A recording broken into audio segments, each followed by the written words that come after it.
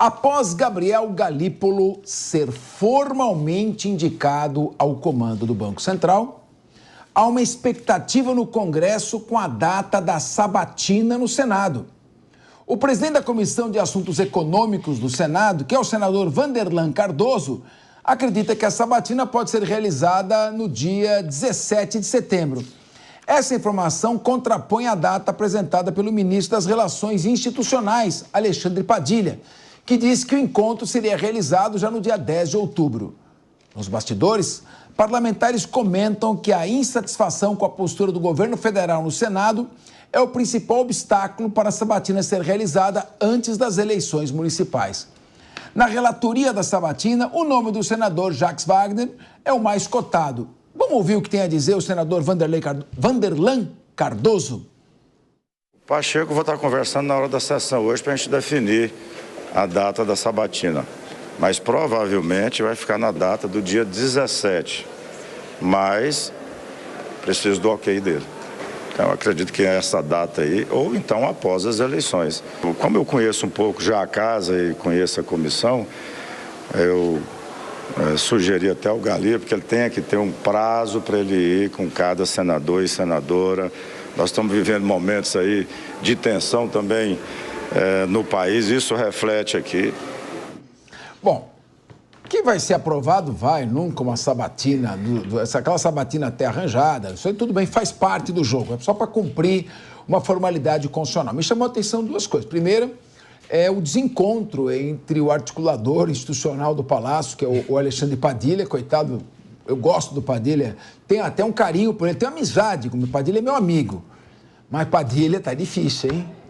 Te deram um canivete para atravessar uma floresta. Então tá complicado. E a outra questão que eu acho mais importante do que essa sabatina, e eu queria ouvir começando aqui pelo Guilherme Mendes, depois o Diego Tavares, é o que esperar do Gabriel Galípolo. Um presidente do Banco Central que vai fazer valer sua biografia, seu currículo como homem técnico e responsável, ou alguém que, diante das pressões enormes para uma politização do Banco Central e manipulação política de dados econômicos, por exemplo, taxa de juros, vai acabar cedendo e anarquizando a economia. Guilherme Mendes, eu mais ou menos sei qual é a sua resposta, mas mesmo assim, sempre tenho esperança de ouvi-la. Tá vendo? Olha lá, o Capês sabe, primeiro, que a sabatina do professor Galípolo é uma questão meramente formal, ele vai dar um show na sabatina, como dá toda vez que participa de alguma reunião no Congresso, até porque é um homem muito preparado. E aí, indo para o segundo ponto, o que esperar? Vamos esperar dele técnica e conhecimento, que é o que ele apresenta, da mesma maneira que o presidente atual, o Campos Neto, também tem muita técnica e muito conhecimento. A questão que vai diferenciar um e outro é a visão de mundo.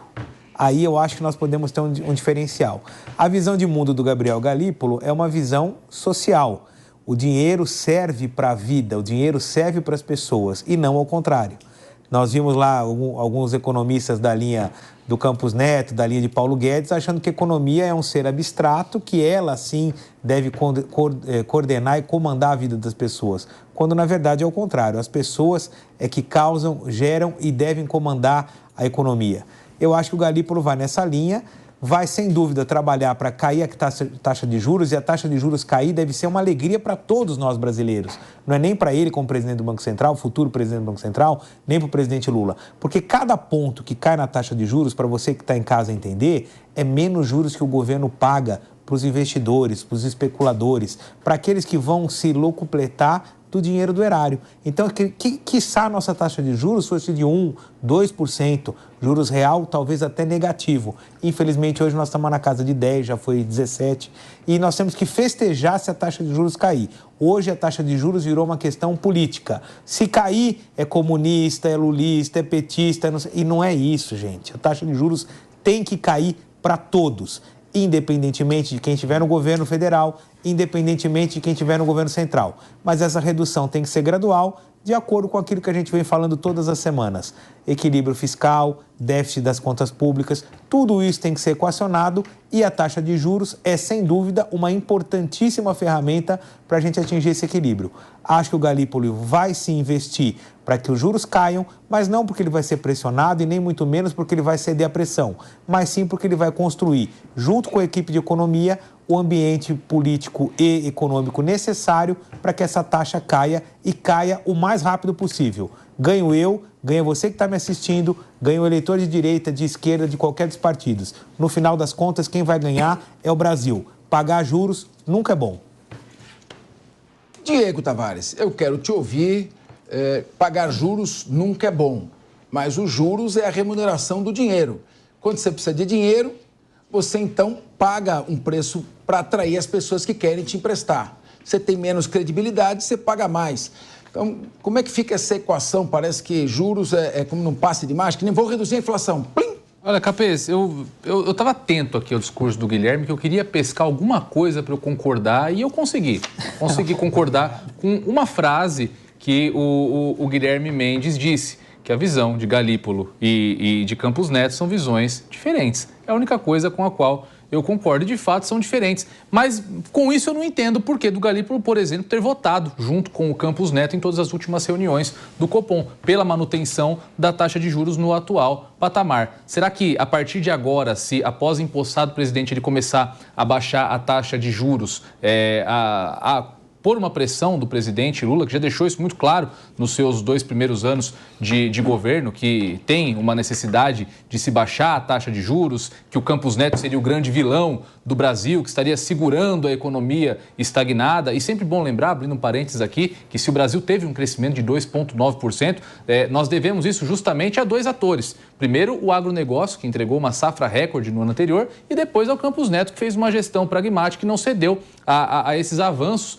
do presidente da República, que chegou a ofendê-lo, inclusive no campo pessoal, chamou de menino, enfim, por algumas oportunidades, ultrapassou a barreira do campo profissional do Campos Neto para ofendê-lo pessoalmente. Então, de fato, são pessoas diferentes, são pessoas de um viés diferente, mas a gente precisa lembrar que Galípolo será o presidente do Banco Central, indicado por um presidente da República que critica amplamente a autonomia do Banco Central. Essa novela de baixar juros na canetada por conveniência política é algo que nós já conhecemos. Foi justamente isso um dos fatores que levou o Brasil a uma das piores crises econômicas de todos os tempos, que culminou inclusive no processo de impeachment da ex-presidente Dilma Rousseff. Então, os juros não é questão ideológica, de fato, Guilherme, não é questão ideológica. Juros é matemática, economia é uma ciência exata, então a gestão do Banco Central tem que ser pragmática, não pode estar ali debaixo do guarda-chuva das nuances da política.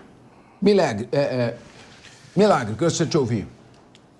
Eu sigo o Tavares, tá? Eu acredito que a questão de juros não deve ser entendida como uma questão ideológica, política, ou seja, pressões de canetada para baixa de juros, porque isso foi um envolvimento... Então, Milagre, mas eu queria que você colocasse o seguinte ponto, que é importante, porque o Guilherme falou um monte de coisa aqui, eu queria saber... Qual a gestão ideológica é baixar juros na canetada ou a gestão ideológica é você regular os juros de acordo com a economia? Eu quero te ouvir. Olha, Capês, economia é um tema bem polêmico e existem, sim, apelos argumentativos de ambos os lados. Como você falou, por um lado é remuneração do dinheiro, por outro, o Guilherme bem colocou no sentido de que fica muito difícil pegar crédito, fica muito difícil a paga de financiamentos. E isso precisa ser equilibrado. Então, a gente espera que a sabatina gere uma autonomia, ou seja, quem entrar no Banco Central que seja autônomo, né? Claro. Nós estamos lidando com técnicos, então os técnicos é que devem efetivamente fazer essa política. Eu não posso estar suscetível a governo e a canetadas do governo para que isso seja imposto por conta de promessas eleitorais. É nessa visão que eu entendo que deve ser a atuação do Bacen, parabenizando, se for exitosa a sabatina, o novo presidente. Renato Dorgan. Eu acho que a nuvem ali do Banco Central, ela se dissipou agora, né? Porque tinha muita tensão ideológica mesmo. O Roberto Campos Neto muito identificado com o antigo governo, o governo nosso tem dificuldade de entender essa independência do Banco Central.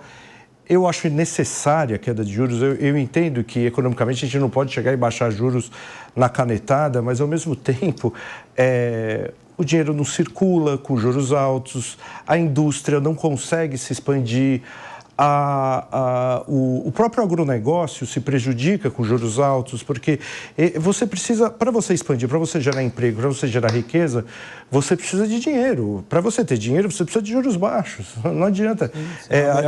Senão a gente vira um país de banco. É legal para o banco, porque daí o investimento dá alto, né? E daí você remunera alto. Então, é uma política simplesmente financista. Claro que é necessário, muitas vezes, você segurar esses juros ou até subir. O próprio Estados Unidos desceu agora os juros. E o indicativo é que desça mais no segundo semestre. Então, não tem mais sentido você segurar tanto os juros como eles estão segurando. Senão, a gente vai alijar 80% da economia nacional, a população, por causa de uma política de viés financista, bancária, e deixando ali o agronegócio, a indústria, o comércio, os serviços de lado. Para a gente gerar emprego, para a gente voltar a ser um país, ou ser um país que a gente quer, a gente precisa de uma economia pujante. Para isso, a gente precisa de todos os setores da sociedade quentes, não só os bancos se dando bem.